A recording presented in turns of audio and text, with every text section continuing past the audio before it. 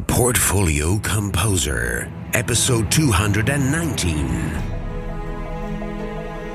You're listening to the Portfolio Composer podcast with your host and coach, Garrett Hope, where he teaches you what it takes to master the business end of writing music through mindset, marketing, and business skills. Make sure to sign up for the newsletter at theportfoliocomposer.com for exclusive offers, business insights, and information not shared on the podcast. And now, for this episode of the Portfolio Composer. Or if you're writing in melody or in something really, understandable, it's music. And if it talks to people, we really need to talk to our audience. Then we have a reason for being here. But that's just my opinion. It's not like it is, again, now I'm talking as Sune and not as a CEO and founder of Truelinked. But that's just my way of seeing this industry, and maybe why we have so many problems of being such a fringe in the culture, in the modern culture, as we are now. This episode is brought to you by Dorico, the music notation software from Steinberg. Just released, Dorico Pro 2 is a major new version, including features for musicians working in film and TV music and in jazz, rock, and pop. Steinberg have also released Dorico Elements, a new entry-level application that packs all of the essential power of Dorico Pro into a simple, streamlined package that is ideal for those getting started. Find out more later in the show. Hello, and welcome to episode 219 of the Portfolio Composer Podcast. I am your host and your coach, Garrett Hope. Today's interview is with the former opera singer Sune Hjerrild. He had the vision of what is now Truelinked after experiencing how the disconnect between the four A's, which is artists, arts organizations, agents, and audience, of the classical music industry could sometimes cause havoc in an artist's career and greatly impede the working process of arts organizations and agents. In 2013, Sune and his partner founded Truelinked, and it now employs 20 people, and they have clients all over the world.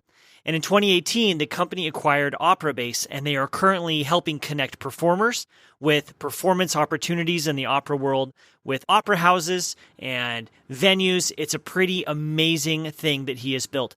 He is a classically trained musician and an entrepreneur. And if you're wondering how those two things can exist in the same place, this is the interview for you. Enjoy. Just remind me again how to pronounce your name. Sune. Sune, yes. Sune Hjerrild. Yeah. Okay, awesome. Sune Hjerrild. Sune Hjerrild. You can say it as American as you like. Well, I want to say it the way you say it. Well, give up. Thank you. Thank you for being honest with me. I appreciate it. Yes. Wow, that's really funny. Okay, so we're just going to dive right in. Tell me about Truelinked. Well, like the name says, Truelinked is about real connections between people and stakeholders in the opera and classical music industry. And it's built on two principles: reliable data and a transparent visibility to the talent pool. So it gives the four different stakeholders in this industry visibility and insight, data points to support their casting decisions, and connectivity. So that's the principles that we build on. When you say stakeholders, I have a concept of that, but what do you mean by a stakeholder? And then tell us, who are the stakeholders? Yeah, so we call them the four big A's: the arts organizations, the artists, the agencies, and not least the audience. And those are the four main groups: the three professional stakeholders and the one, you can say, the non-professional, but the most important one, the audience. Those are the four stakeholders that we cater to and that we build products for. What is a stakeholder in your business? What does that mean? Well, it means that you have a role to play in the industry and in the food chain. That, for instance, the artist, of course, what would the art form be without the artist? The agents play an intermediary role and a role of talent scout, and you can say they are building careers and being intermediary between the artist and the arts organizations. And the arts organizations are obviously creating the framework or the venue, and of course also having the money and the resources to make the performance happen. So their needs are quite different, but they are all in this network of constant, you can say, need of each other. Nothing will work without the other. And then, of course, there's the audience, that the spectators, the ones that we are performing for. And of course, they play a very important role, because without them, why should we do all that we do Yeah, right. in this industry? Yeah. Yeah. Oh, I loved how you said it, because every one of your stakeholders you identified is directly involved and they need each other. I first came across the idea of stakeholders within a business in this same conception in John Mackey's book about Whole Foods Market. I think it's called Conscious Capitalism. Mm-hmm. Have you read that book? No, unfortunately not. The idea is that you're not just selling a product, because you as the seller are just one of the stakeholders. The people who are buying the product, like you said, the audience, and then the producers of the product, like the artists, and then the people who deliver the product or help manage it, in your case, the agents. Everyone is a part of this ecosystem, and everyone needs to benefit. Yes.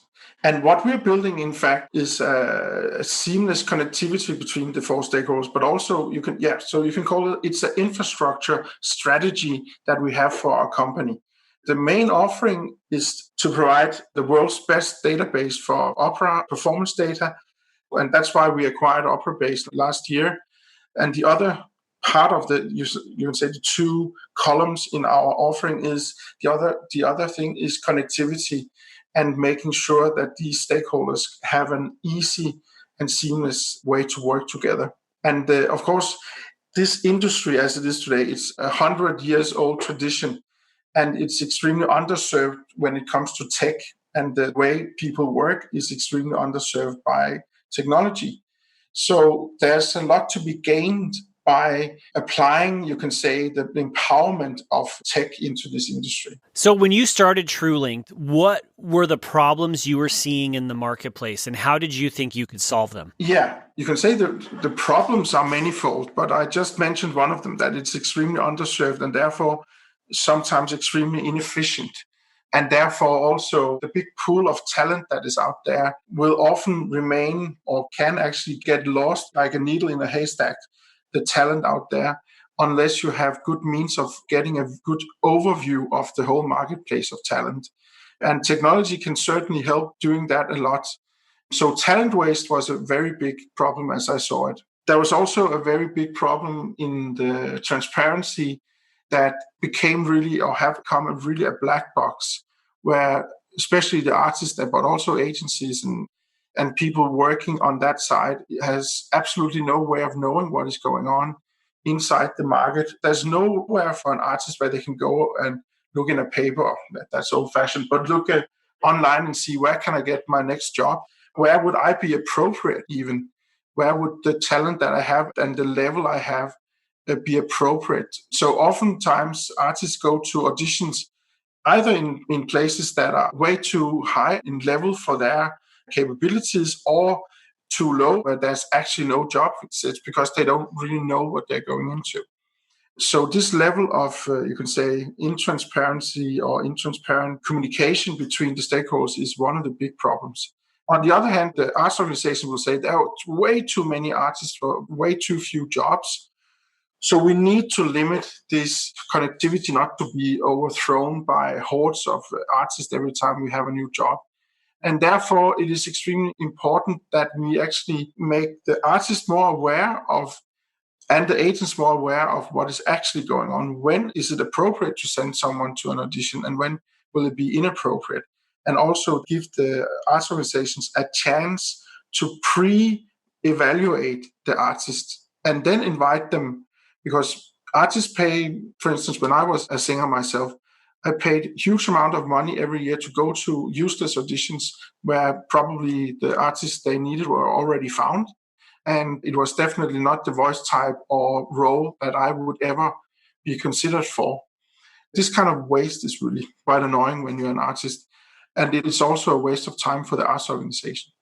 So all this tech can really help to, view a funnel and then choose the right candidates and then invite those individuals for the audition and not everybody else. I think it's brilliant. It's a brilliant way to connect the right people to the right projects. Exactly. Yeah. And you had mentioned previously that You're basing all this on data, high quality data. And where and how are you acquiring the data? So the data is actually coming from the industry itself. Okay. Mainly from arts organizations that actually deliver, you can say, the data either by letting us get the data from their own website so we can see 1 to 2 seasons into the future. And then, of course, some of them giving it to us directly by actually adding it themselves into our database or into our interface. It depends a little bit on the service level. That's how it's been. I think in the future, it will be so easy for us with the systems that we're making for people to validate the data about the future seasons that they don't have to do very much. They would probably only have to acknowledge that this is the right information that we already have. So it's coming from the industry itself. It's coming to some extent from the artists and to some extent from the agencies also. It depends on what kind of data it is. From the agencies, the data that they provide is about their roster and also about what is the connection between the agent and the artist. What kind of deal do we have? Is it a general world contract, or is it I only represent you in Italy or in France or something like that? So that's also very valuable information for the arts organization when they have to hire a certain artist, that they know how to get hold of them and what is their relationship to that particular agent. That makes sense. So you qualify as a tech startup, and you've raised millions of dollars of funding to make this happen. Yeah. Which is tremendous. So congratulations. Thank you.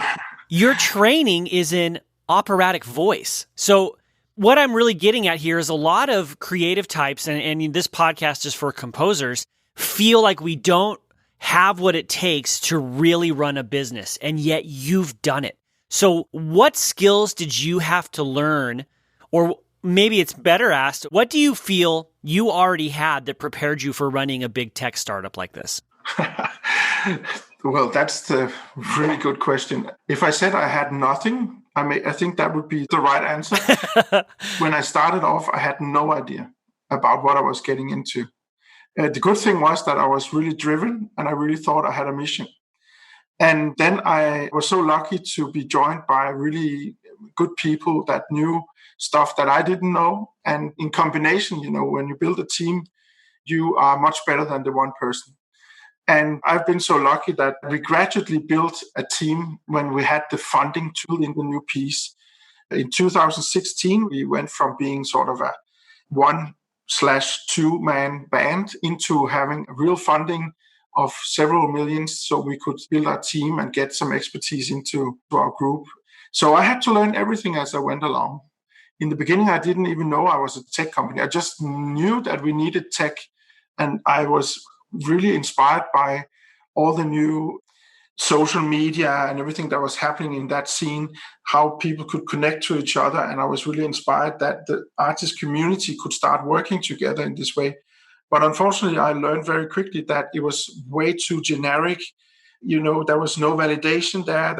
We could not display the right data points to say either impress or be relevant to the people who wants to hire us. So I just knew that we needed to build a very industry-specific thing. And that's why I built Truelinked, because we needed to have true links between people. I think that's what I discovered. If you're not well connected in this industry, if you don't have people vouching for you, trusting in you, you don't get anywhere. And that I learned both from being in the agent industry and also from being an artist myself. And I also learned that it's very important to hold on to your network yourself, because you become extremely vulnerable if you only rely on one person, for instance, to make all your business. And especially if you rely on other people than yourself also. So you need to have a good combination of relying on other people and relying on yourself and being a one-man business. That's really interesting you said that, the networking thing. I kind of want to dig into that a little bit more. It seems like you maybe had some experience in this. Tell me a story about how you learned that lesson. Well, I have several stories, but I can mention one that really, you can say, hit hard when I was very beginning of my career. I had a very good French agent that was my first agent that I got. I'm from Denmark, but I was starting my career in France because I got this agency. And she really did a great job. I got several roles and I was really on a roll, you can say. But unfortunately for me, she got a job in an opera house, and then she actually stopped that agency career. And she was the one-man band. So therefore, from one day to the other, I didn't have jobs in France anymore because all of the connections were tied up to her and not to me in person. So that taught me that if you stand there and relying on putting all your eggs in one basket, you risk losing your foothold. And then I had to start all over, of course, and I did, and I found a new agent. And she had connections in another place, so I had jobs there. So what I found out was that every time something changed, maybe an agency, I had this experience twice, that an agent went from one job to another, and then all of a sudden I had no more connections. The agency, they are tied up to their network. They are a hub of, you can say, connections. And that becomes your connections, but you don't own them yourself. So whenever something happens, you can have a really bad setback in your career. And that makes you vulnerable as an artist. It also makes the agencies vulnerable because the data is not captured in any way. They are also bound by this person or in the brains and in the heads of these people. So whenever they leave an agency, they can also lose a lot of business. They can lose up to 40% of the business maybe with just one agency leaving or going to another job. So that's quite detrimental to business when that happens. Yeah, I think that's true no matter what you are doing in the arts or even not in the arts. Just relying on one person, having your eggs in one basket. Yeah. That's never a wise move. But you can say it's often asked of artists to have all your eggs in one basket because it's that's the kind of deal that we often are met with, that we need to trust someone that we basically don't know if we can trust. And I'm not saying this is not like I'm saying agents are bad or this is bad. It's just an awareness that you need to have as an artist. We also really want to help the agencies do better in the market. That's also part of what we offer, to give them a better overview of how their roster is doing, giving them data about how much search is done on their roster and on the individual artist in that they take care of. So I'm not saying this. I actually want to empower everyone in the industry so they can work better. But that's part of what I saw as problems. And I don't think you can find anyone in this industry who doesn't know that there are structural problems. There are things we can do better. I'm just the one calling it out and trying to find solutions to do something about it. Sure. And has Truelinked become profitable yet? No, it hasn't. It's we are getting there, and we are really on a good path now with returning revenue every month, and we are certainly on the right path. We have many clients worldwide. Now we want to build a strong artist and a strong agent community on top of the community that we have, or all the clients that we have in the opera business. And we would really like to build a new, you can say, an extended version of Opera Base to include also classical music in general, make a tool for the orchestras, for composers, the publishers, all these people that are also making the new music that is so important for our industry to keep being alive, not just a museum, you can say. So to be a little bit of polemical, but it's important that we continue to be innovative and renew ourselves. So that's extremely important as well. Yeah.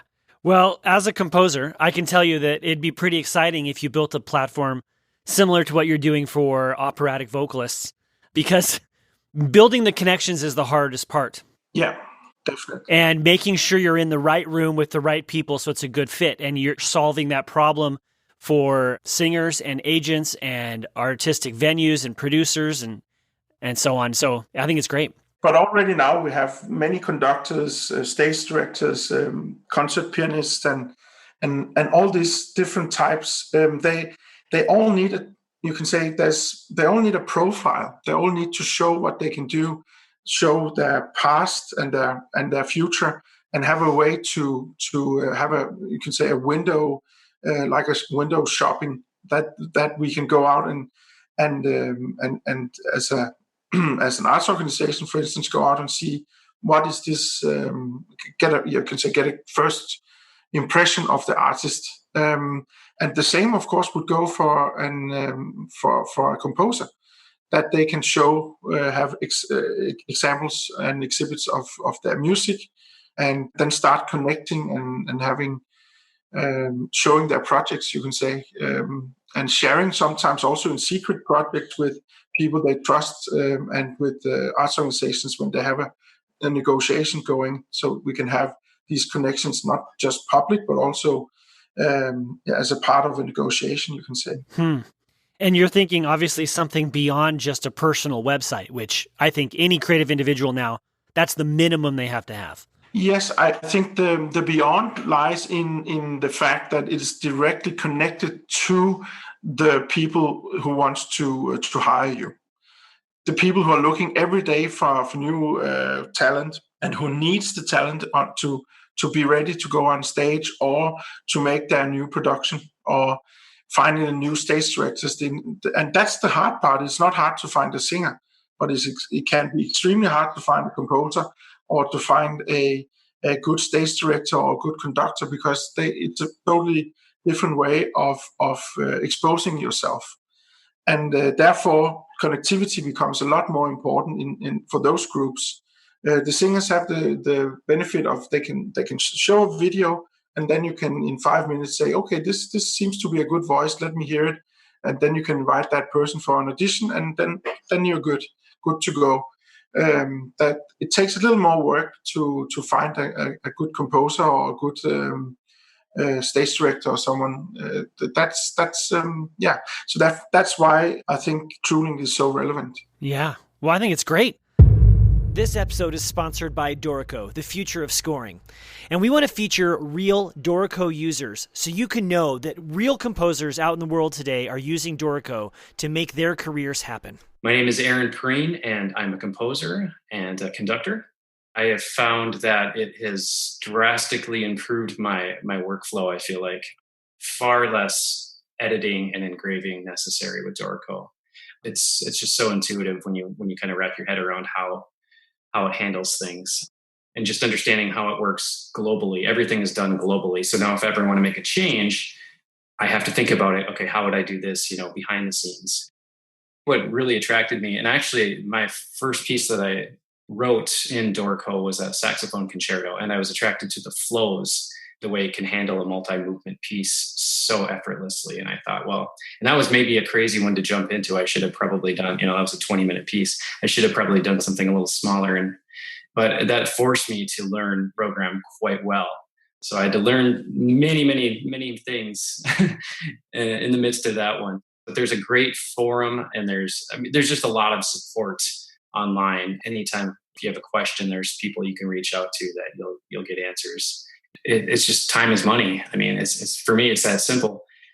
I spend more time writing music and less time fighting with a notation program. I feel like the notation program is just simply it just should be a tool to best express yourself as a composer.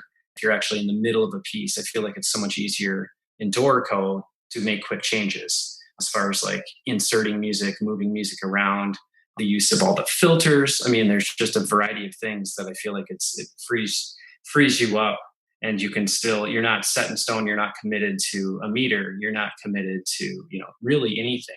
Where I feel like other programs, I felt kind of locked in, and it was a big undertaking. If I wanted to change, I want this to be a 3/4 bar here, and I want to move this phrase by, a half note or whatever. I feel like in Dorico it's so much more fluid. I would recommend Dorico because I feel like it is the most cutting edge notational program on the market. What is most amazing maybe is just the rate at which this program has grown up and matured over these past few years. And to me, that's the most exciting, because there's really no perfect program on the market yet. To me, this is as close as I've found. There's things I'm certainly looking forward to that I know will be in future editions, but just the speed at which they've handled those things is pretty incredible. So I would definitely recommend. The kind folks at Dorico have set up a special webpage so you can go and download a free 30-day trial copy of Dorico. So go and do that. I have been using the program and I'm absolutely in love with it. Go to dorico.com/TPC. Okay, so speak to me as a performer. You obviously brought a unique skill set and perspective to building Truelinked because you are completely aware of the problems of finding roles. And also keeping the idea of not putting all your eggs in one basket. How does Truelinked help the artist, him or herself, diversify like that? Well, we just set up a structure for them. We can't take them by the hand and say, here's your next agent, or here's the next conductor that will take you to this venue or make your career. They have to do everything themselves. They have to walk the walk themselves, of course. But what we do is, of course, we make a condensed reality inside cyberspace where everything becomes closer to you. That's what tech is doing to the world. It makes the world smaller. And that's the same. We are making it easier to get in touch and to keep in touch with people, and also making it easier to utilize, you can say, the network that you have in a constructive way, without being intrusive, without being on everybody's back. Because all you need to do is actually to get them to follow you, and then all you have to do is to show the world, now I have this fantastic concert. So they can choose themselves to say, okay, well, that sounds nice, and that's pretty near where I live, so I can probably take the car down and listen to this fantastic artist. So all this, if then it becomes a question of you can say mutual interest, that I follow you because I want to know what you're doing, and the artist can say, well, I will then promise on the other hand to provide you with content and art and information about what I'm doing, and then become more visible to the marketplace. So that's the new deal, you can say here. But all those followers, and that could also mean followers from the audience, that becomes a new economy for the artist. Because again, as you can, it's easy to see if you have a lot of following, you can also get a lot of audience. You can also drag this following into the auditorium with you and become more valuable for the people who wants to sell the tickets. That's also what we call that the new artist economy. All this will build over time, and we don't say it will come tomorrow, but I think there's so many things that will happen now, so many synergies that we can't even imagine now that will happen once we start to work together like this as an industry. Yeah. I want to follow up on what you mean by creating new economies for the artist. You also said something about providing value for the audience, or actually that the connections you can make with the audience, value can be added. So tell me more about what it means to create new economies for artists. Well, we all know that an artist is a sort of a one-man business. Yeah. And the more you can attract in terms of audience and attention, even money and for projects and so on, the more activity is out there, the bigger the cake becomes also of classical music, the knowledge of classical music.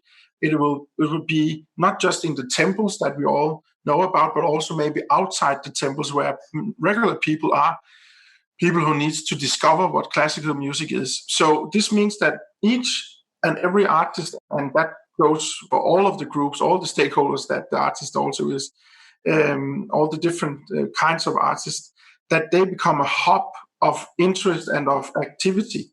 And as long as they keep up this work, they are also working to create a new economy around themselves, or maybe some very, down to earth. I have this project, now I sell it to audience and I get revenue out of it. Or they take the audience with them into a concert hall and make a bigger profit, or you can say a better turnover for the vendors or the producers of music. Oh, I think that's brilliant. I love the way you're framing it, and I agree so much. So I had a huge smile on my face as you were saying that. Now, tell me more about your idea of artists being able to add value to the audience and audience being able to add value to the artist. Or I think it's actually tied in to everything you said. Yeah. It's all one idea. Well, yeah. Value for audience is very often knowledge. They're simply extremely curious about what's going on in our industry, and they are extremely loyal. Sorry. So they love to dive in and discover new talent and read about them and follow them and all this. If we can, all this is content that can come both from professional sources, from the artists themselves, from the agency perhaps, or from the opera houses or festivals. And all of this will then enrich, you can say, a platform where the audience then can start to, let's say, communicate with each other about their love of the art, or their love of one institution. They might be fans of a special art house or fans of a special artist, and then they can start to be a community around that. You can also say, what if they start to if they want to help young talent somehow?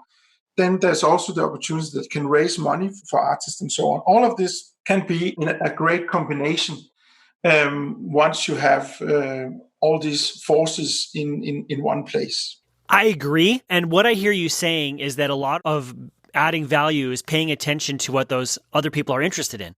Because you described an audience as being curious. They want to know about classical music. And like you said a few minutes ago, they don't know it. Yeah. And I think, and composers are probably more guilty of this than performers, but we don't provide avenues of access. So in what ways do you see the industry is not helping the audience connect? I think we are too scattered. We are all living in little kingdoms. All the opera houses, all the festivals, they have each their own little website where they're really, almost competing against each other because, now I get more traffic than this little kingdom over here. And what if I help that kingdom? Then they maybe get more audience than I do, and so on. And all this, of course, say, instead of collaborating, that just makes walls. And there are too many walls in our industry, where we just try to keep each other off instead of actually collaborating. And this is the big fright of, what if I once took a chance with a talent, and it didn't work out? Then it reflects back on me that I take bad decisions and so on. That we are in a zero error culture that lies deep in the culture of classical music. We don't make errors. Just look at us. We spent 10, 20 years to perfectionate our instrument, our voice, so we don't make the slightest mistake when we go on stage. And of course, we need that. We need that it's beautiful beyond words, that it's almost magical what we're doing on stage. But we should not think in the same way when we go off stage and behind the stage, because that's where we need to experiment. And that's where we could learn so much, where I have learned so much from being a tech startup. That's a whole different mindset. That is a culture of making mistakes, learning from them, and then do better and better and better. That's why I said I knew nothing when I started, because that's literally true. I knew nothing. So, when you make mistakes, and you do maybe even big mistakes, you still learn so much that you can actually get somewhere. And I think this industry is really stuck in many ways. We are alienating ourselves, and we are alienating ourselves from the audience. Yes. And just being so, we are living in this little island, and nobody understands us, and it's such a shame for us, and so on. Instead of just, collaborating, getting our music out there and be proud of it. Sometimes I hear, now we have to do La Traviata again. Oh, damn. And I'm just saying, it's some of the best music ever written. Right. And now we have to do Traviata again. Come on. You can't, if you don't want to make that music, don't do it. I'm sure there are other people who would love to do that music and can do it well. But that's sort of it's this hate-love syndrome we have with our own tradition. And sometimes I also feel that with composers. Now, to be very honest, it seems like we cannot do music that is understandable and too friendly to the audience, so to speak, because then we are copying ourselves, like everything has been done. Or pandering. Oh, yeah, but not, Yep. Every time you do new music, it's new music. Right. No matter what style you're writing, or if you're writing in melody or in something really, understandable, it's music. And if it talks to people, we really need to talk to our audience. Then we have a reason for being here. But that's just my opinion. It's not like it is, again, now I'm talking as Sune and not as a CEO and founder of Truelinked, but that's just my way of seeing this industry, and maybe why we have so many problems of being such a fringe in the culture, in the modern culture as we are now. I couldn't agree with you more. Some of the things that you highlighted is the sense we act in competition, but really if we don't compete, everything gets better. And collaboration and we need to be willing to make mistakes. And you keep using the word industry and you're thinking about opera, but everything you've said. Well, I'm thinking about the whole classical music industry. Okay, good. Because I am too. I think everything you said applies to the concert world and in all areas. Absolutely. Yeah. Okay. As we wrap this up, one of the questions I really like asking the guests I have on the podcast is, what is one step that people could do today, for those who are listening, that could move their career forward? I think it is to have a plan. I think if you really think about what you're good at, think about your niche. What is your niche? What is it that makes you different from everybody else? And then not care so much about, there are probably 100 others that are much better than me. No.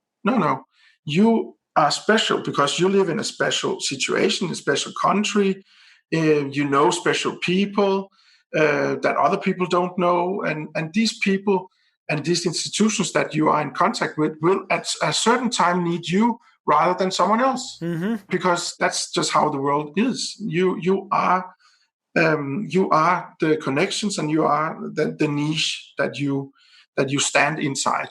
So you really need to know where you want to go and what you're good at. And that is the first step. And then, of course, be very aware that you never do a job without actually connecting to people, without making sure that you have some sort of contact, that you keep in touch. And I certainly hope that our network will be able to help with being in touch in a good way without being so intrusive, as many artists feel that they're intrusive if they just send one little message to a conductor or to a colleague. But we need to be much more open. And actually what I experienced is that when you reach out to someone senior and ask for their advice, it's so rare that they just reject you.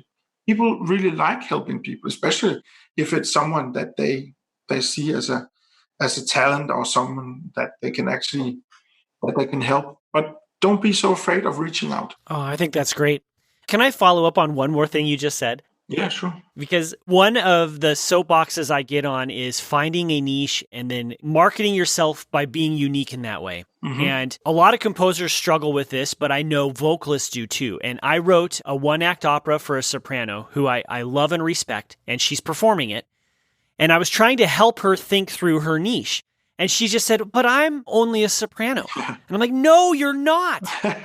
So help the listeners understand how they can identify their niche. Yeah, it takes time because you always need to mature as an artist. And in the beginning, you have no clue. You have, of course, when we talk singers, you have your voice type.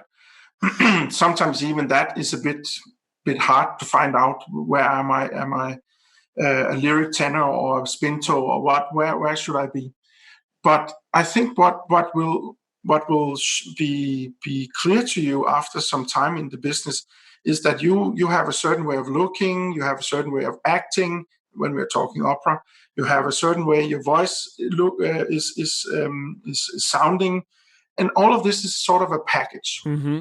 And there will be certain repertoire where you are just better. You are typecast for it, and you are just better than everybody else. Or you don't have to be better than everybody else.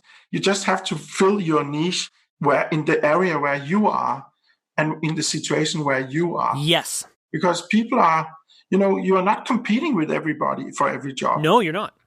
That's a lie. Yep. That's an illusion. You're only competing with the people that are as connected with you to the institution in question and having the same sort of repertoire and same maybe even looks like you have. Maybe you are then competing with 3 people. Then you go to the audition and maybe you're the one who get the job. But you're not competing with the 20 other sopranos or the million other artists out there. I agree with you 100%, Sune, and I appreciate your time and sharing this. And congratulations on building the platform. I think you're going to change the industry in a really powerful and meaningful way. Thank you so much. Thank you very much. Just as we go, where can people go to learn more about what you're doing? Yeah, so our website is truelinked.com. And it's TRUELINKED.com.